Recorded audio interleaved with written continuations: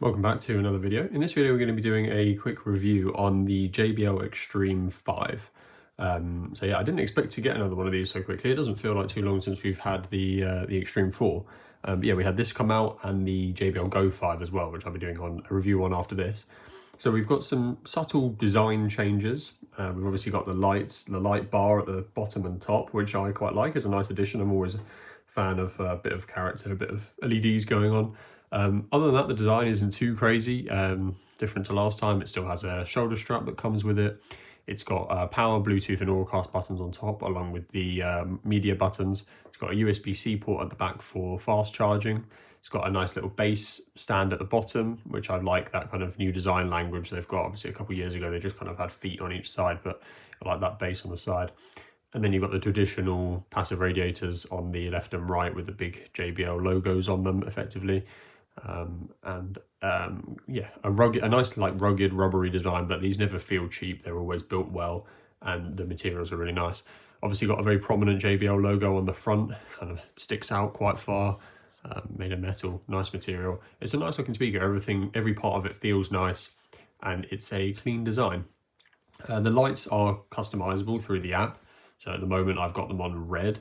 There's a mode in the app which looks like it's supposed to let you change the colors and have them neon, but it doesn't seem to be working at the moment. So I don't know if that's going to be changed in a software update, but still nice to have the lights on. I think these are on like the bounce mode at the moment, so they just kind of bounce around when the music's on. Adds a bit of character to it. I quite like it, but obviously that would be personal preference. We'll go through the specs of this. So it's £300 at the moment on Amazon. I think it's £320 or £330 on the JBL website.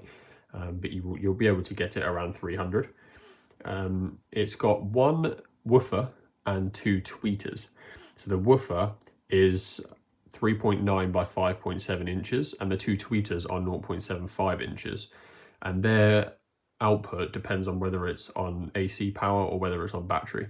So if it's on AC, it's 90 watt for the woofer and 20 watt for each tweeter, which totals 130 watt.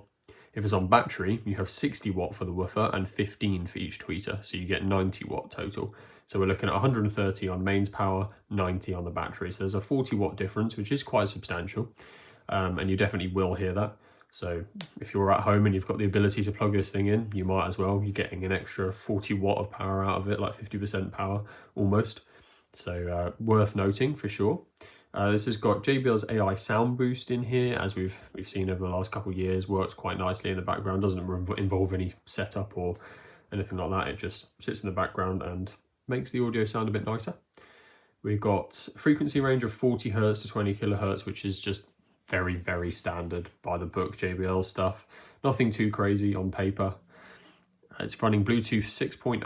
So I think this is the first speaker I've tested on Bluetooth 6.0. I think we were running 5.4 or something before. It's funny how it just jumped straight up to 6. But anyway, but yeah, so 6.0, nice. I'm not quite sure of the advantages you get with that over 5.4. It's usually nothing crazy. It's just a bit more reliability in the connection and maybe a longer range, better at going through walls and stuff like that. But otherwise, it's not going to be too different, I imagine. It weighs 2.9 kilos, so it's heavy, but it's not too heavy to be put in a rucksack and carried around, which is what's nice about the Xtreme series. The boombox always kind of veers on being too heavy. Obviously, it's got a nice handle on it, but they're like 5, 6, 7 kilos, so they are annoying to have to carry around, whereas the Xtremes are just kind of slightly nicer, sit in the middle between the charge and the boombox. Bit easier to take around with you for sure. Battery is always good, as with these speakers. It's got a 28-hour playtime if you use the playtime boost mode. It's got 24 hours without it. Playtime boost will just kind of turn down maybe bass or some of the like the volume output so that it can save a little bit of battery. I don't notice the sound sounding too much different on it, so if you want that extra 4 hours, it's definitely worth using. It will charge in 3.5 hours from 0 to 100. But with that USB-C port at the back, it will do a fast charge. So 10 minutes of charging will get you 2 hours of playtime.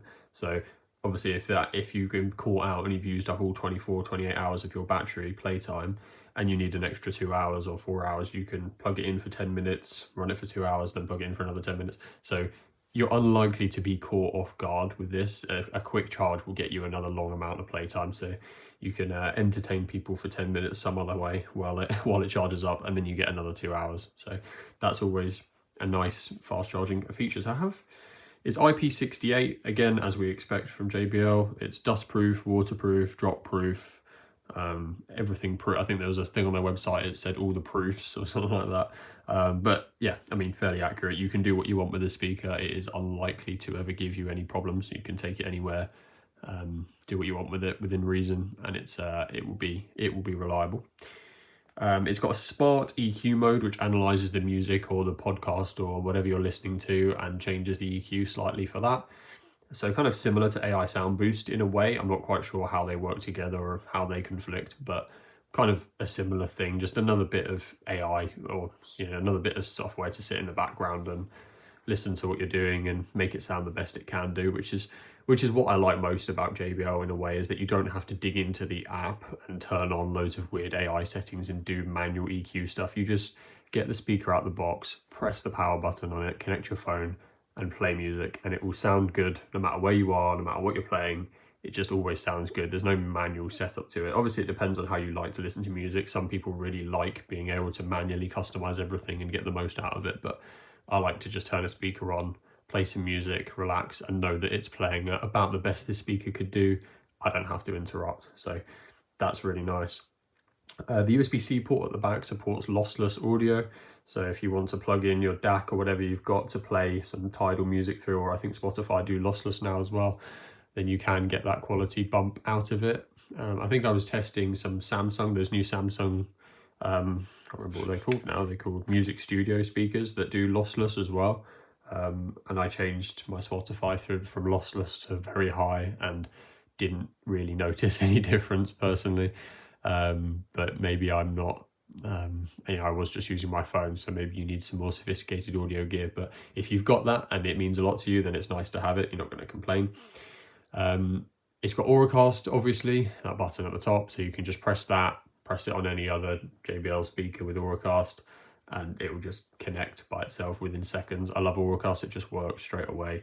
There's no fumbling around. JBL's version of it anyway, with some other companies, it's definitely a pain, but with JBL, it's great. You just press the button on both speakers and literally within microseconds, they connect and pair and sync, and then you're done.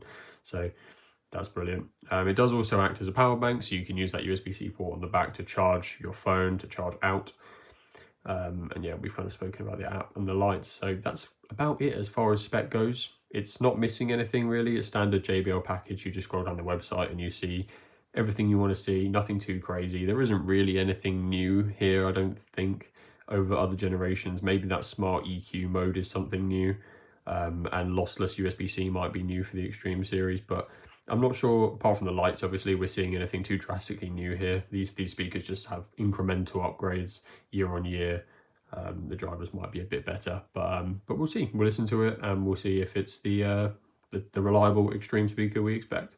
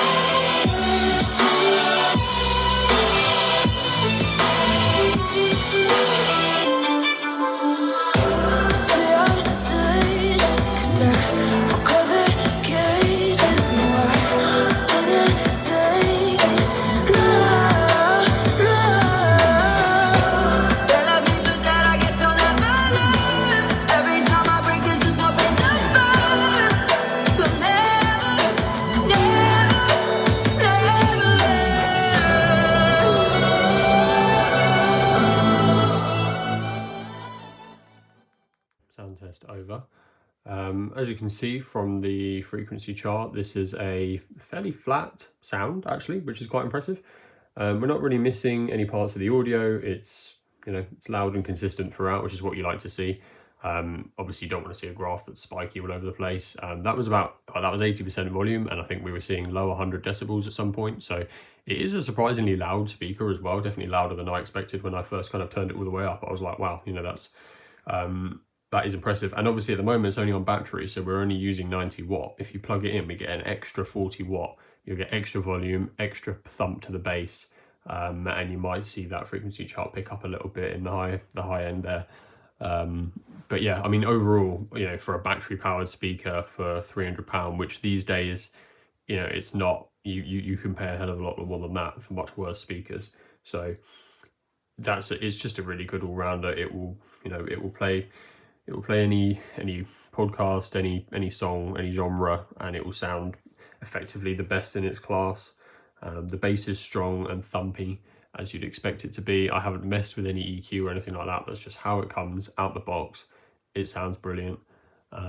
Shoulder strap's always nice to have. The lights are a good addition. The design is nice, and you know, it's a loud, good quality speaker. You know, the facts don't lie. You can see in front of you, we're playing at 100 odd decibels, 80% volume on battery, and the frequency chart is just consistent. So that's exactly what we like to see. Open and shut case this, really.